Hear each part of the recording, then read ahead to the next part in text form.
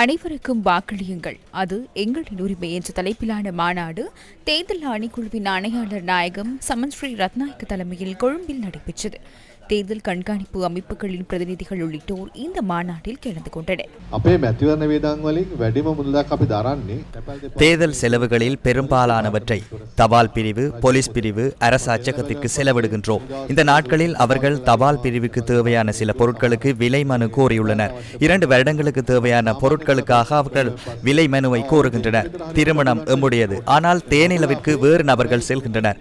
Police பிரிவாக இருந்தாலும் சரி, அரசு அச்சகமாக இருந்தாலும் சரி, இந்த செலவுகளை நன்றாக பார்க்குமாறு அரச கணக்காய்வு பிரிவினரிடம் கூறியுள்ளோம். ஏனெனில் அதனை குறைக்க முயற்சிக்கும் தருணத்தில் அந்த வேலையை குழப்ப முயல்வார்கள். நாங்கள் அமைதியாக இருக்கின்றோம். ஆனால் இந்த முறை தெளிவாக செலவை பார்க்க வேண்டும். ஏனெனில் இறுதியில் இவை அனைத்தும் தேர்தல் செலவாகவே கணக்கெடுக்கப்படும்.